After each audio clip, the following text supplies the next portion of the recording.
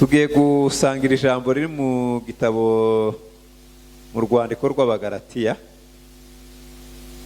igice cya gatanu murongo 19. Abagalatiya 5:19. Ayo niyo magambo tugiye gusangira ngo tunezeranwemo cyangwa se duhuguranemo muri uyu mugoroba. Ndasoma muri Bibiliya mfite nayumvishemo amagambo akomeye cyane. Haleluya. 5:19 haravuga ngo muri Bibiliya yera hazavuga ngo imirimo ya kamere iragaragara ni iyi ngiyi. Ariko mureke nsome muri iyi ngiyi mubanze mwumva iki Kinyarwanda icyo nashatse ko dukoresha. Dore ibibi kamere y'umuntu imukoresha. Ngiye kuvuga urwo rutonde kubera ko ku mugoroba twavuze ngo dutinye Imana kandi twubaha Imana.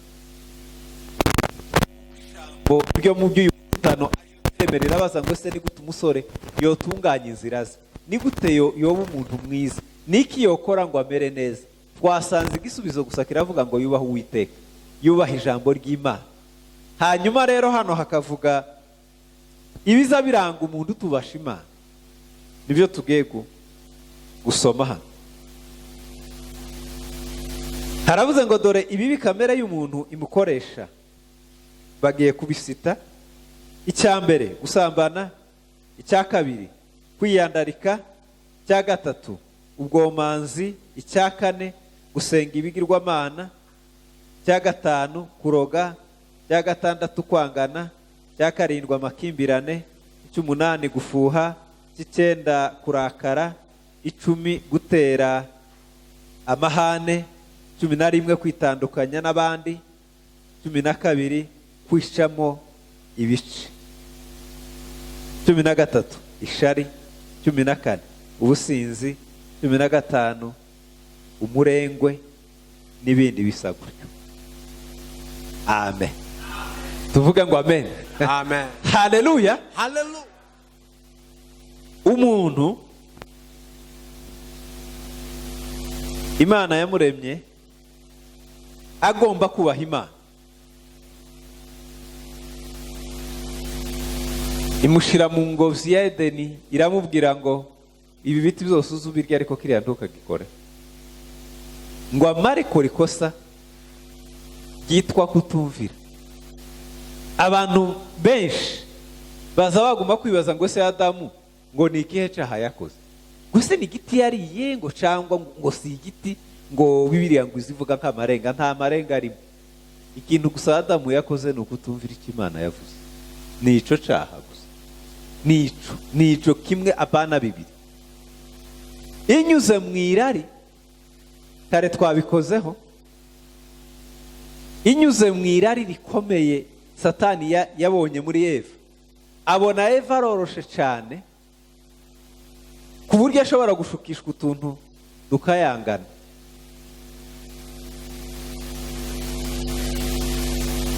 Satani rinjira umuntu akora icyaha cyo kutumvira Imana. Kutumvira rero ni icyaha gikomeye. Hanyuma kubaha no kumvira Imana ni imbaraga zikomeye. Amen. Hanyuma rero uyu mugoroba icyo tugiye kuganira ni ibi ngibi. Umuntu amaze kuja mu kutumvira Imana, yateguye kohereza Yesu Kristo ngo yongere agarura abantu mu kumvira Imana no kuyubaha. Yesu Kristo azanwa n'iyo misiyo. Nicyo gituma abivuga muri Luka igice cya 19 yicaye kwa Zakayo. Yaravuze ngo umwana w'umuntu yazanwe no gukiza no gushaka icyazima. Yaje gukuraho no kwangiriza imirimo ya Satani. Iyo ni imirimo Satani akorera mu bantu niyo yazanye Yesu Kristo amekuja kuharibu kazi za shetani. Iyo mirimo ni iyi, niyo iyi dusome. Amen. Icyambere ni ubusambanyi, kare twakivuzeho. Umuntu wubaha Imana, umusore wubaha Imana agomba kwirinda no kwitandukanya n'ubusambanyi. Icya kabiri, kwiyandarika.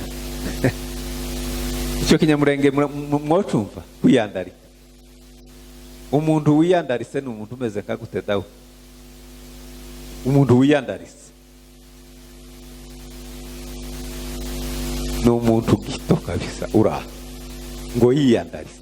Mu yandi majambo, tiyiyubashe, tiyifashe, ni umuntu uraha, ni umuntu uraha ariko ni gitoba. Iyo ni imirimo ya Satani zikorera mu bantu. Ni umuntu utiyitayeho mbese.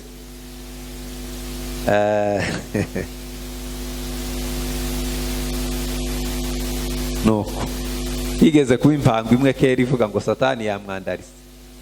Iyo mpango nigeze kuyumva ruguru, irimwe ngezeyo sanga iyo mpango irahari cyane. Umuntu yakora ikosa bakavuga ngo kuriya Satani yamwandarise, ahubwo ni ukumwandagaza. Ni kuko iyo ni imirimo Satani akoresha abantu. Amen. Amen.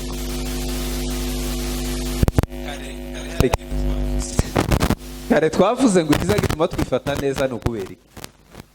Ni gute twavuze kare? Ni ikiza gituma twambara neza tukaberwa, twavuze ngo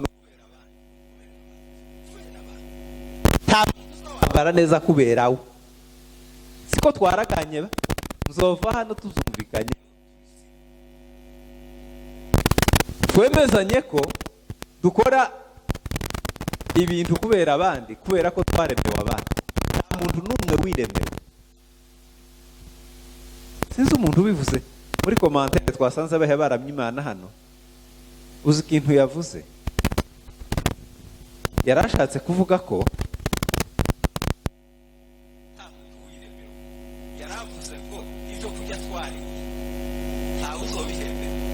aruzohembwa imitima yari yino, ariko umuntu azohembwa habe n'itora imwe yahaye abandi, kubera ko uri umuntu waremewe abandi. Ariko nta muntu bazohemba ngo yari imifuko myinshi y'ifu. Bazohemba umuntu gusa ngo yafashe umufuko umwe w'ifu ngo awuha abakene. Yesu avuga iki? Matayo 24. Yesu aravuga ngo igihembo kizaherwa bazotangirira ngo ni agakombe k'amazi. Umuntu ngo wagize umutima mwiza ngo agafata agakombe k'amazi akagaha abandi, uwo muntu ngo afite ingororano ku Mana. Noneho mbwira umuntu wateruye nk'umufuko w'ifu. Ariko nta muntu n'umwe bazohemba ngo yariye amafu menshi ngo amare ngo yambara amahuzu menshi. Muzosome muri Luka. Bwana Yesu asifiwe. Hazavuga umugani w'abantu babiri, Nyamutunzi na Lazaro, ngo yageze yambara imyenda myiza ngo y'imihengeri. None se barayimuhembeye? Ngo yarapfuye, abamarayika ba Shitani ngo baramukurubana, baramumanukana ikuzimu, baterera iriye no guhirikira hibu. Ariko Lazaro ngo arazamuka ngo aje mu gituza cya Abrahamu. Amen.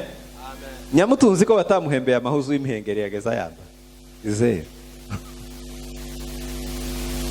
Twari tuvuze ngo turi impano y'abantu ku isi, tuza twambara neza kubera ko turi impano y'abantu. Turuzi kurya, habe niyo winjiye utishokoje ubugiriye abantu nabi, ubukosheye abantu cyane, kubera ko abantu baza banezezwa no kukubona wishokoje umeze neza, amaze nawe ukama waduka n'imisasi ishamaraye, ko n'ukwiyandarika. Oye, ntimukore mu mutwe muceceke gusa, turimo turagenda turi hano muri Bibiliya ko no kwiyandarika uvugiriye abantu nabi kubera uri impano y'abantu, style yawe ifashije abandi bantu, umara ukayisha, uba wiyandaritse, uwo ni umurimo wa Satani. Umurimo Satani zikorera mu bantu no kwiyandarika. Icya gatatu ni ubwomanzi. Muzi ko icyomanzi, ikiroroge, igihoho,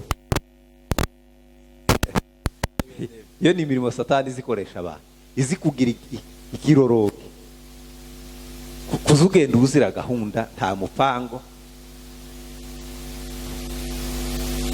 kwirirwaho bidateganyijwe, kuryaho bidateganyijwe, gutahaho bidateganyijwe. Mbese mu yandi majambo iyo ni imirimo ya Satani. Umuntu akaba igihohote, igihombe, niko bageze bavuga kera, ndagira ngo buriya ngo yapfuye ahagaze, ndabura wari gutunga adapfa ahagaze, umuntu aba ariho ariko habe no mu Faransa bazavuga le mort vivant, abaho baba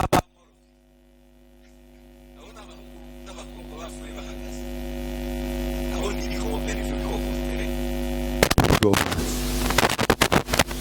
ibipfa.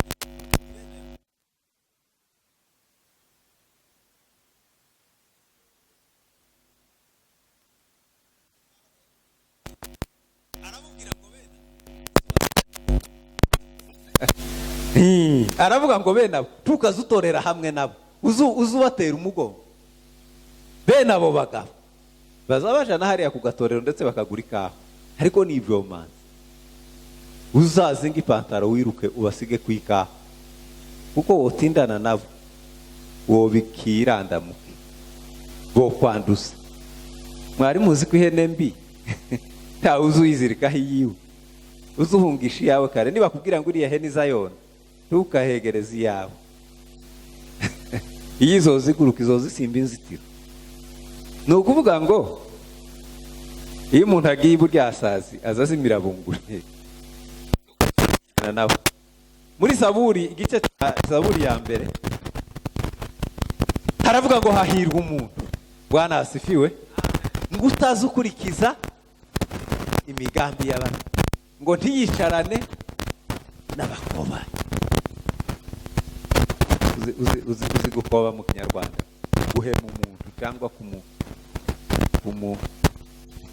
bene uko kuntu. Ni ukuvuga ngo ukavugana n'umuntu yerekera yuko amuhema. Ni ukuvuga ngo ibyo uhawe umubwira ibiri mu mutima wawe kurapfa kumubwira, yerekera yuko azumuhe. Abo nibo bakobanyi.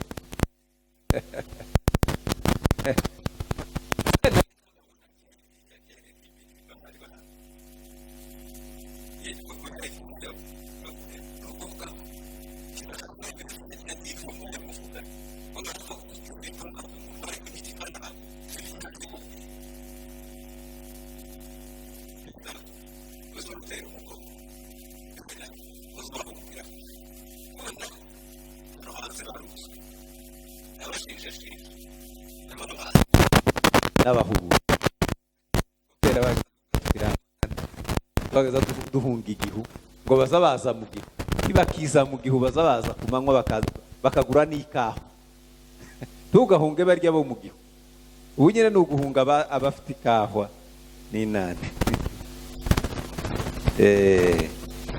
Ubanza aribo baserutse iriya ruguru baza baha abantu umutima mu nani, mu ikawa no mu cayi no mu gikoma. Iriya ruguru ayo makuru nayasanzeyo.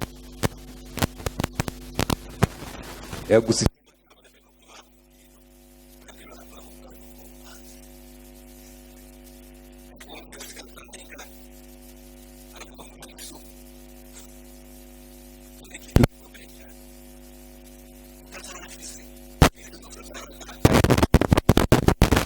mu masasu ugatora isumu gusa yonyine. Umunsi umwe iwacu haratewe mu Gahwera, abantu barahunga. Hari saa 7 z'ijoro, saa 8.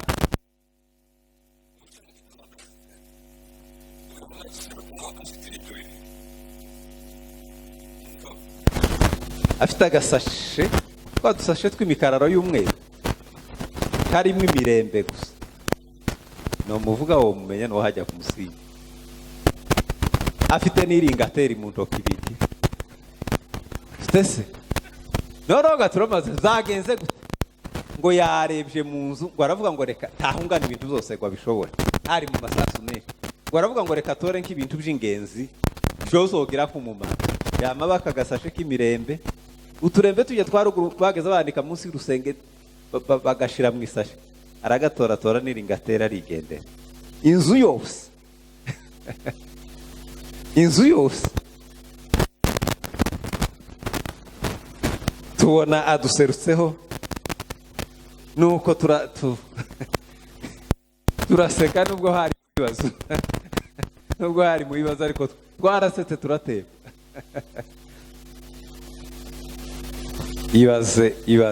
ibaze ngo uwo muntu waje mu masasu agahongana nka bene ibyo bintu bidafite umumaro. Imana itubabarire cyane. Haleluya. Icyakane, kamere zikoresha umuntu ni ugusenga ibigirwamana, ni ukuva ku mana nzima, imana y'ukuri, ugasenga izindi mana. Igitabo cyo gutegeka kwa 2:30 ari mu murongo wa 12, Bibiliya iravuga ngo Abisiraheli ngo nta mana y'inyamahanga ngo yigeze igendana nabo, iminsi yose bamaze mu butayu ngo ntibigeze bagira indi mana yabanye nabo. Uko niko twagombye kugendana n'Imana imwe gusa. Cya gatanu, amen, mafarakana. Yakobo baziki, ese muri mwebwe intambara izo ziva? Ni ukuri habe n'ubukondigiteri, abantu bari mu kufa ubukondigiteri, ubu perezida gabwo bwakoraye propagande mu gihugu kampanye electorale, ukazugira ngo na amatora agiye kuba yo gutora umukuru w'igihugu, ama election, abantu bakaza bareje ko kwiyarora gukora arorema. Niki cyaba ngo perezida wakora? Ese bene ibyo bizayiva he muri? Ese uwo batotori we tiyoba umukristo haizuru kwangu hukuchi. Muri mjara aravuga ngo hata nikifanywa kama takataka yalipasa kutendeka. Haleluya, amen. Habe nubwo batogutora ku giti habe na kimwe, kuko mu ijuru ntawe uzoserukana y'igiti. Ibi biti byose bizosigara inefu, ibi byose byashajije abantu. Mwokagira Imana. Ninde muntu bazoshika mu ijuru akaza n'igiti ngo jewe ngo nari perezida wiki? Ntabyo. Mbere avugwa ngo kila goti litapigwa mbele yake, amavi yose azamupfukamira, hatitawe kucubahero wari ufite inahangaha. Ari ibintu bimwe byina nukuri bitazoroha bigera hano kugasongera. Ko kuvuga ngo nanje ngo nari nyoboye inani bakugirire favere se? Kristo atugiriye favere tutarakizwa turi abanyabyaha, kubwo ubuntu atugirira neza, ariko atitaye atanashingiye ku kintu na kimwe woba warakoze cyiza. Bwana Yesu asifiwe, amen. Twari tuvuze ku makimbirane, amakimbirane no mu rubyiruko azava he? Amakimbirane.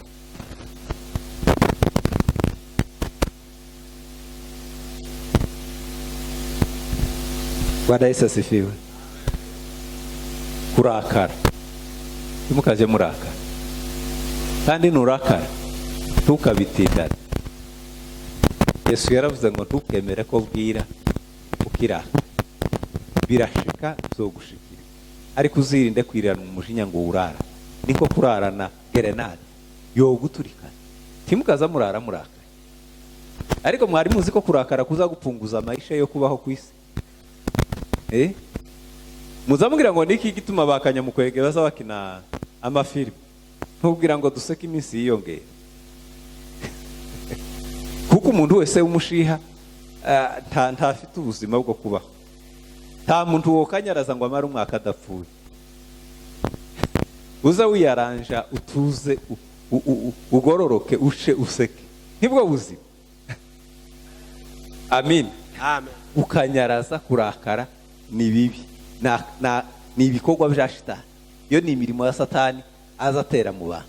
Usanga abantu bamwe ngo azayicara hekenya amenyo, ahantu ho guhekenyera amenyo niriye fo muri gahano. Inahangaha nta mpamvu zo guhekenya amenyo. Masoma ibyahishura igice cya 21 murongo wa 4. Ukomeze hepfo niho haza havuga ngo iriye fo abantu abatubaha, abasenga ibishushanyo, imbwa n'abarozi, ngo umugabane wabo ni mu nyanja yaka umuriro n'amazuku. Aho ngo niho bazoba bakahahekenyera amenyo. None umuntu wino azahekenya amenyo atara icyakora abari muri repetition. Nukuguma kwitoza ukuntu azoja kugiririye. Ni mu mugarure hakiri kare, mu mugangaho. Ni mugangahura abantu bazahekenya amenyo bareke kurakara. Amen. Ni iki kizahituma abantu barakara? Haleluya. Amen. Mubwire ntakazarakara. Biro umuntu kwegereye gasipa emenya. Mubwire gasopo kabisa. Kubwo imbabazi z'Imana ntukazurakara. Wowe uzurakara no muri repetition ukuri. Tangaza cyaraba. Umuhamya ni kondigiteri. Uzurakara muri repetition. Mugasubire kurakara. Ibi cyane. Simpano y'umwuka. Iyo ni imirimo ya kamere. Kurakara ni umurimo wa kamere. No mu mazu no mu rugo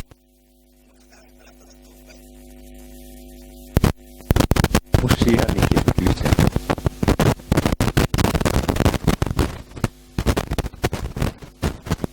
Abantu bazi kurakara neza bazakubita ahantu byinshi abibonye iriya siha. Umugore utazumererwa neza iyo abashyitsi bagezemo azahinga gutwa ukagira bato ni burya niwe waba yirukanye ukwiye kuzinga inama ukagenda kujyo haba hasigaye gato ngo ukubite ikofi. Abantu bareke kurakara, abantu bace uze babyita gute mu Cyongereza guseka, kumwenyura, smile. Uze mugira ibitwenge museke mwerekane face imeze neza ikeye. Niko kwiza. Imikanyari hano mugahanga iveho ni muce. Bwana Yesu asifiwe. Iyo niyo myitwarire y'abakristo, niyo comportement y'abakristo. Nuko umuntu abakeye aba ameze neza. Nta mushinya, nta mushiha, nta mutima mubi, nta bese ibintu nk'ibi. Bwana Yesu asifiwe. Gutera amahane, gutera paka zidafite ishingiro, izo zose mwitandukanye nabyo. Ikindi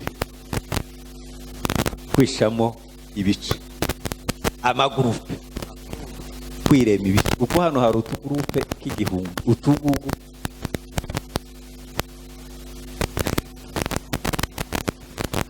abayumbe bo muri Herumoni,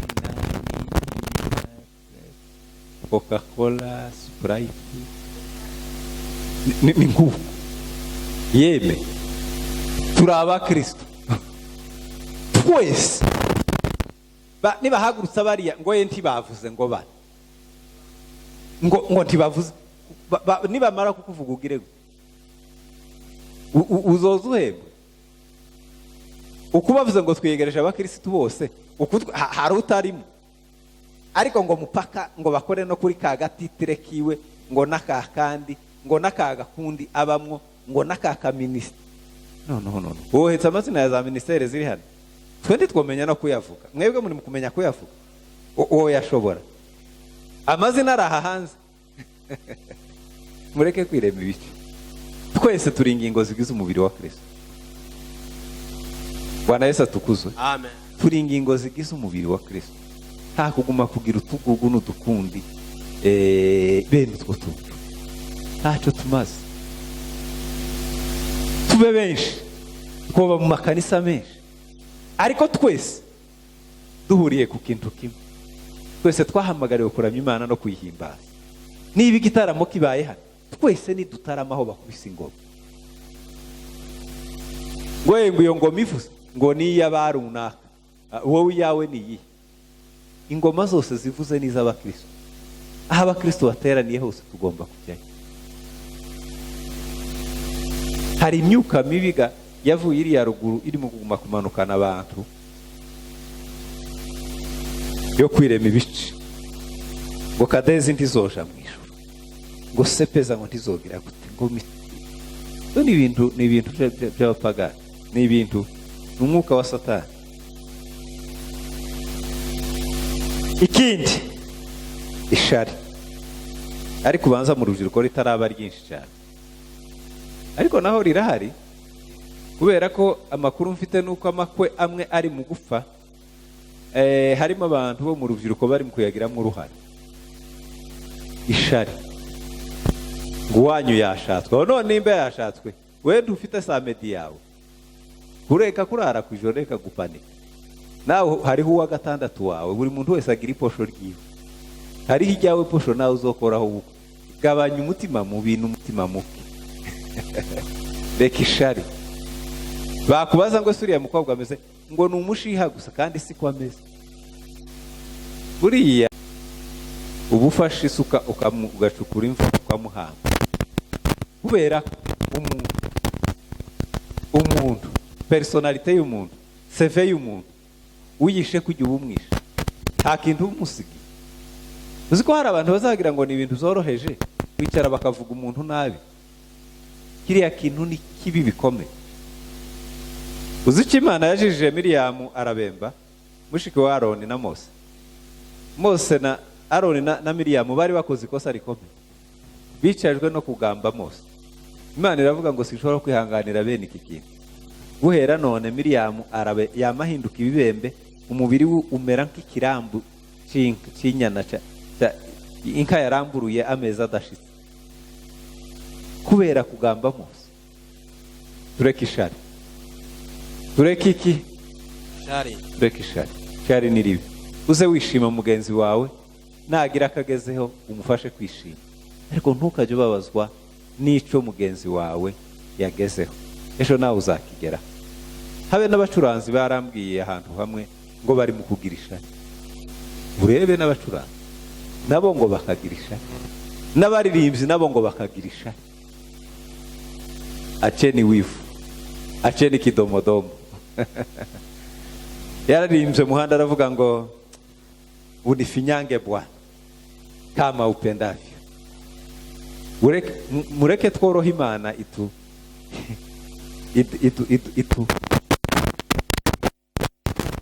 idukore, idufure inkamba zituve, atufinyange uko ishaka aba ari kwitugenza.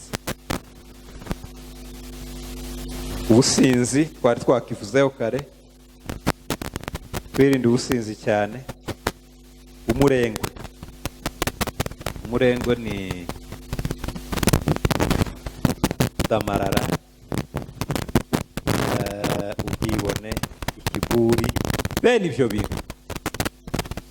Umuntu bari mu gupfa kumuha agatitire kangana urwa, igitangaza akama yuzura ibarabara.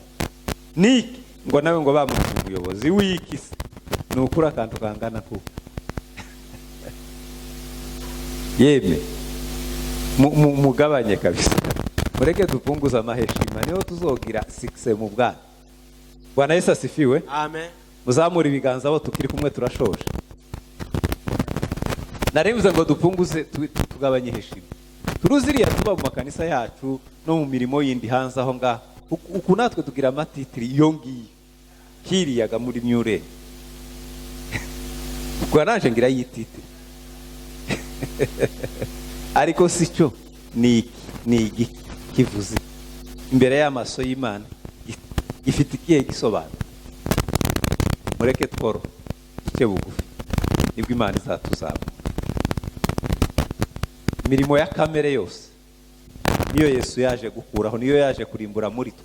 Umuntu wese mu mutima we harimo ibi bintu byose tuvuze, yinginga Imana imufashe hamwe n'umwuka wera na Yesu Kristo bimuvemo abo umuntu muzima wera.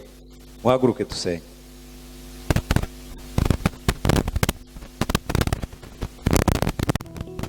Igumizike tuyitsindagire ariko kamere woduha nkihama mwoga, woduha nkihama ngo tugume duhonde kamere mu mutwe.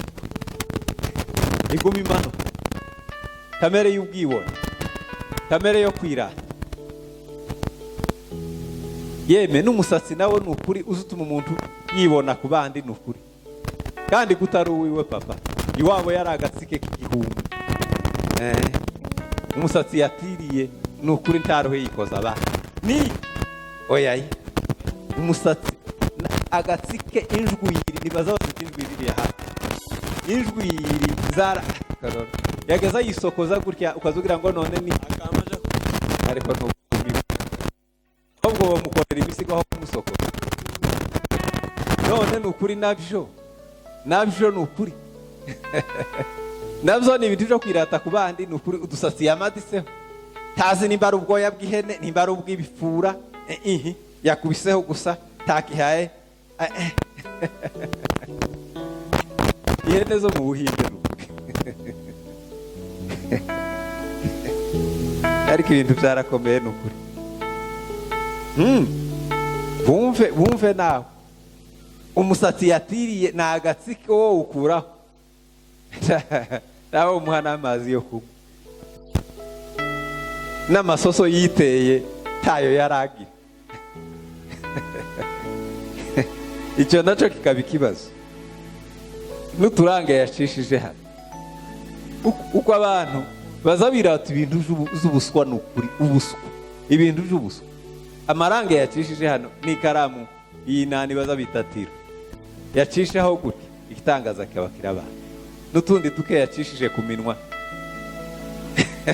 uturange gusa uturange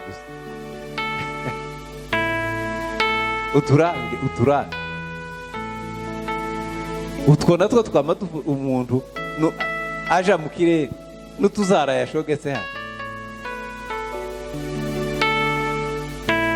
Ese kuno tuzara tw'utubadikano natwo kandi dutera abantu ikiburi natwoba sizawe wateretse ngo ziruhe zikure zingane gutyo, kandi niyo zongana ko nanone ndizotera umuntu ikiburi. Ko turarwanya ibintu byotuma umuntu yikomeza. Nimworohe muche bugufi, Mungu awainue. Kwa maana kila mtu yeyote ajishushaye huyo ndiye atakweza, na ule ajikwezaye huyo ndiye atashusha. Umuntu wese wishira hejuru Imana izomumanura, ariko umuntu wese uca bugufi Imana izamuzamura. Undi mwumva gusa n'abahetse ugasanga ntacu umuntu yokwira abandi ngo baraso wasomye kangahe n'ukuri abadekatere binagihe. Igihe kimwe ayo masomo yarakomeye cyane. Mugabo umwe ngo ni kanta ngo arabahanurira, ariko kwari ukureba nyine kure. Ngo aravuga ngo abonye abadekatere mu kazitiro babinde ese mwe ni mwabiroza ukamusanga umuhungu ndahayifite amano hasi ni ngo sako ngo ubujiji gusa. Mureke tworo Yesu azakunda abantu biyoroheje mu mitima bacishije make, abo ni Imana izamura. Ntabyo kwikomeza, ntacyo n'ukuruzi, ntanaturusha abandi. Icyo kintu uzi n'abandi bakimenye mbere yawe ke kubera ko ariho ukibona ishenete urimo kwamubwira ngo ijevu habe no mu gihe mu gihe abisiraheli bavuye mu giputa hari mu 1400 mbere ya Yesu, hashize imyaka 4500 zari zihari.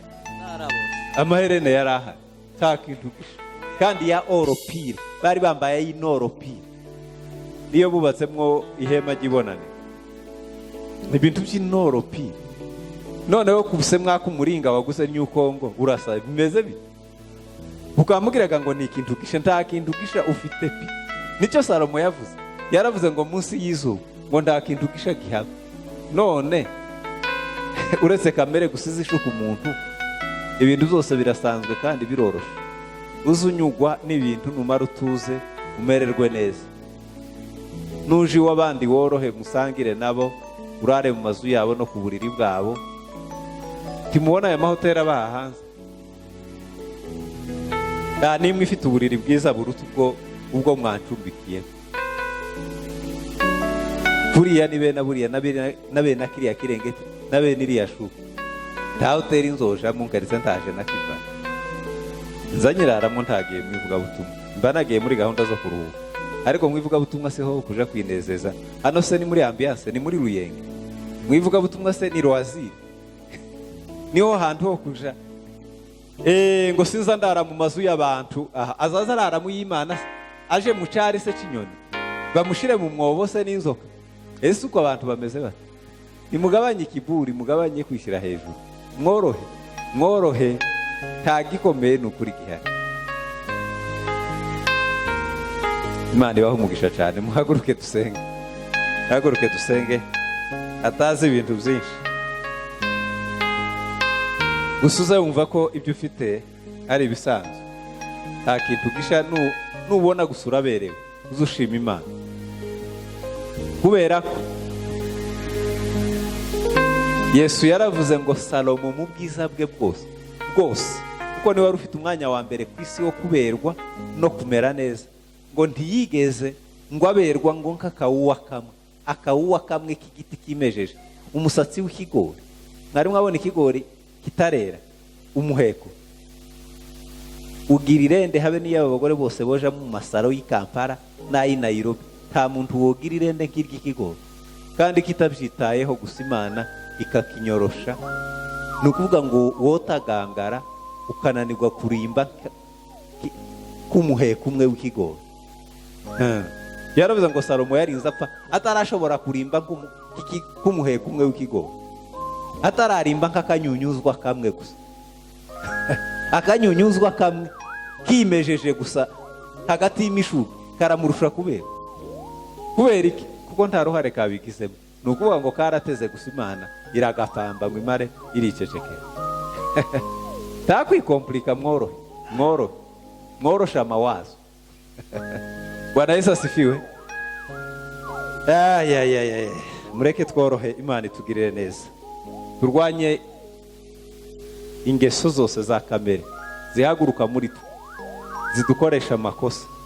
Twinginga Imana y'Isiraheli izimanura, zigume zizike, zihinduka ubusa, hanyuma imirimo y'umwuka wera n'imbuto z'umwuka wera aba arizo zizamuka muri twebwe. Mana ya Isiraheli, Mana ya Isaka na Aburahamu, Mana yo kwizerwa no kwiringirwa, uru rubyiruko ruri imbere yawe Mana uyu mugoroba, turabasabira imbaraga z'umwuka wera zibashoboza ibyo batakwishoboza, kubera ko ni abantu bambaye umubiri w'umunyantegeke, ariko Kristo wambaye umubiri kugira ngo ubashe kwihanganira abantu bose bari mu ntegeke z'umubiri. Ibyo